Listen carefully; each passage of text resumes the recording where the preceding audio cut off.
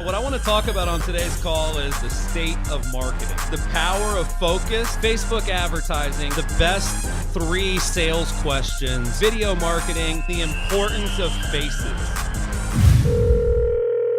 This call is being recorded. What I want to talk about on today's call is there's always these reports that come out. You know, Salesforce is one of the companies that puts out the most of them, and they just put out a new report called the State of Marketing. And typically when I open these reports, whether it's about sales or tech or marketing, the first thing I do is get a little nauseous because it's so long. There's so much information in these kind of white papers that you end up getting kind of like, it's hard to find the nuggets. Like, just give me the cliff notes, right? Like it's like a book, you know, it's like sometimes I want to read a book and sometimes I just want to know what the top takeaways from the book were. So what I'm going to do is I'm going to cover what the takeaways were from the 4th annual Salesforce State of Marketing report. They actually ended up surveying more than 3,500 marketing leaders worldwide. And obviously Salesforce as a CRM, as a database where all the leads go, right? They have a lot of proprietary data that no one else gets to see. So every year they put out these great reports. One of the most fascinating stats in the report for me was that right now, 34% of marketing budgets are being spent on channels that they didn't even know existed 5 years ago. 34% of budgets are being spent in channels they didn't know existed 5 years ago. Think about Instagram stories. Think about just Facebook ads. Of our clients at Curaytor, we have hundreds of clients who spend hundreds of dollars a month on Facebook ads. None of them were 5 years ago. So things are moving fast. That was a big one. If you're doing Snapchat advertising, if you're doing Twitter ads, if you're doing YouTube pre-roll, if you're doing Instagram stories, like a lot of the ad dollars are being spent in places that didn't exist. I know one of the stats that I love about Apple is that 40% of Apple's revenue comes from products that didn't exist 2 years ago. So the beauty is that the marketers that get it, they're willing to move their money. They're willing to adapt and change. And in fact, I want to give you guys the channels that have the highest growth. So they looked at sort of which channels are growing the fastest when it comes to the marketing leaders. And this was B2B and B2C. And video advertising had the highest growth across both channels. 204% growth over a 2-year period in B2B and 141% growth in a 2-year period in B2C. For video advertising, it was number 1 in both. So that's sort of a new trend, right? Video ads. This isn't video marketing. This isn't you making a video. This is you actually advertising and spending money to promote your videos, which of course we've been doing for years, but it's a trend you'll definitely start to see our clients do more and more over the next year or two. The other thing was sort of what's old is new again. If you look at SMS and text messaging, and if you actually look at email marketing, those were also up huge year over year. So I know in a lot of businesses for like 2 or 3 years, people would ask me, is it appropriate to text a lead? Wouldn't it be inappropriate to send a text message to someone? Wouldn't they want me to call them or send an email? Well, there's 197% growth in the last 2 years at SMS marketing. And even in sales, like Sarah and I have come up with a new standard operating procedure where we're using SendHub. At the beginning of every month, we use SendHub to do SMS to generate appointments. And then at the end of every month, we use SendHub to do SMS to get contracts back from the appointments that we did. We also just spent a lot of time building Curaytor Brain, an email marketing tool, a smarter way to find emails to send and find the right people to send them to. So it makes me feel great that we're working on video, we're working on text, we're working on email, and those are the things that are growing the fastest amongst top marketers. The other thing is just advertising on social in general. I mentioned none of our clients were doing it 5 years ago. Well, advertising on social is up 130% in a 2-year period. Native ads, sponsored ads, boosted posts, up 81%. 2-year period. The other thing that appeared as a trend in this report that I thought was awesome was what they called email plus. Email plus. Because when you have a great email marketing channel, it actually allows you to then market your new social media ideas, market your mobile app, market your digital ads, market your website, market your content over and over. So what happened is when they asked the companies that are doing the best, like, what do you attribute to that? It's email. And they mentioned 3 things. It improves awareness, it improves engagement, and it improves acquisition. Those are really the 3 reasons marketing exists. To let people know that you exist, that's awareness. To get them to engage with your ads, that's good marketing. And then to grow your business, that's customer acquisition.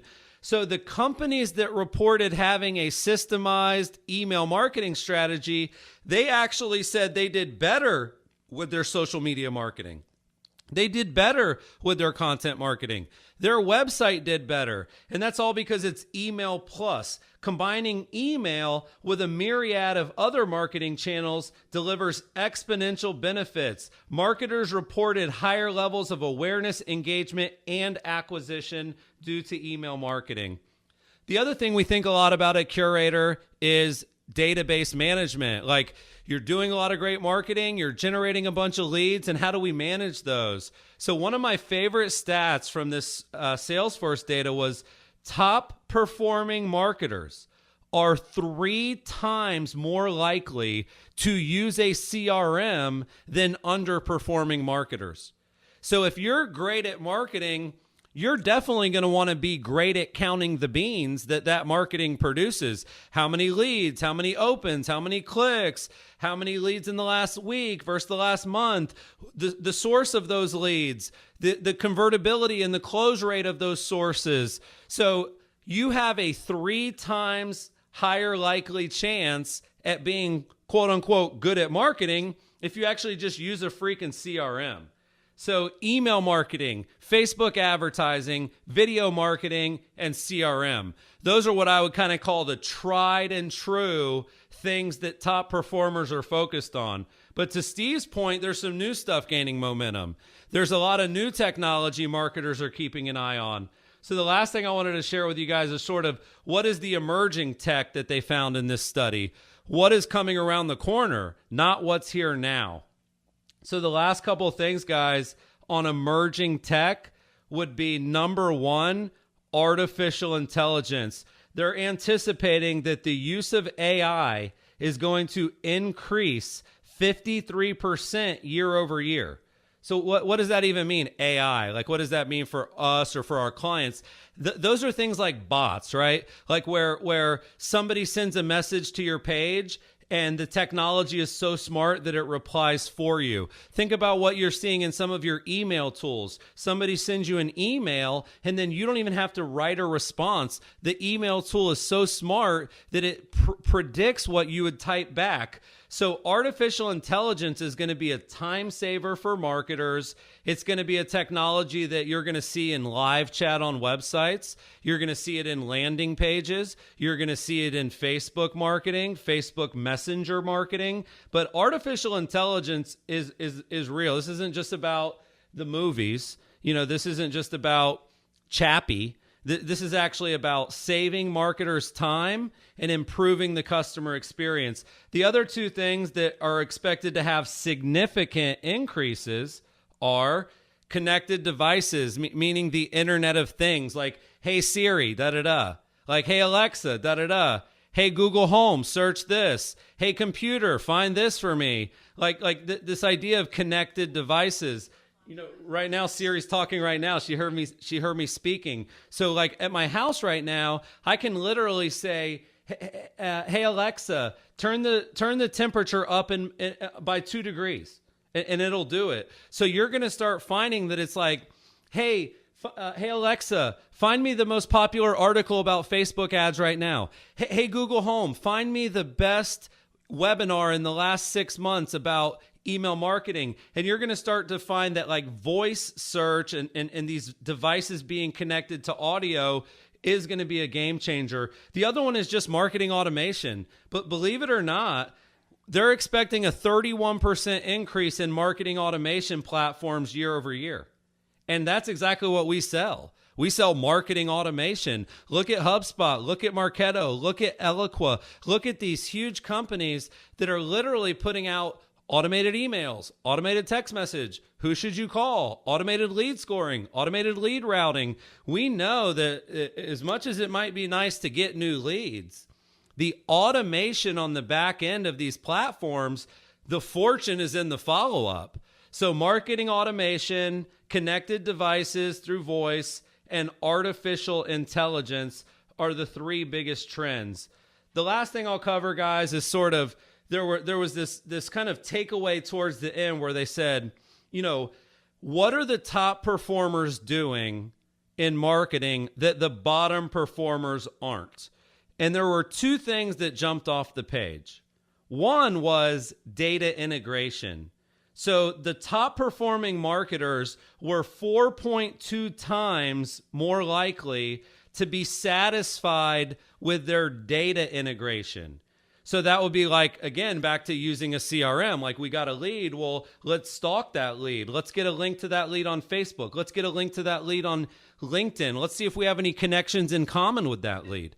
Those are actually data integrations, and the companies that are leveraging powerful data integrations are actually 4 times more likely to produce an ROI with their marketing. The last one was coordinating across channels. This is a huge one. This was the biggest one. Top performing marketing teams are 13 times more likely to heavily coordinate their efforts across channels. That's why Sarah's on the call. That's why Jillian's on the call. That's why Tyler's on the call. That's why we tell Holly what our next marketing plan looks like. Because when companies actually communicate with each other, they actually have much, much better results. In a lot of companies, you basically work like this. Marketing sucks, sales blames marketing. If you go to the marketing division, sales sucks, and they blame the salespeople. So you've got to break those walls down. The more we break down the silos between marketing and support and service and sales, the better we will perform as a team. 13 times more likely to have an ROI if you coordinate across channels. So those were the takeaways. The fourth annual Salesforce State of Marketing. And I think the gold is in what I didn't share. There were like 10 pages of additional information that I just felt was really boring and not worth sharing with you guys. So I hope you enjoyed this part of the call. Hey, this is Chris. Thanks for listening to my call. If you enjoyed the call, please subscribe right now.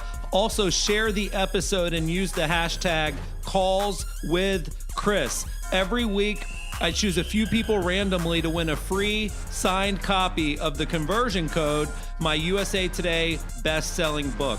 You can also visit Curaytor.com. That's Curaytor.com to learn more about my company, which is the one I'm running during these calls. We help small businesses grow faster, and we've been featured recently by Inc., Forbes, Fortune, and Entrepreneur Magazine.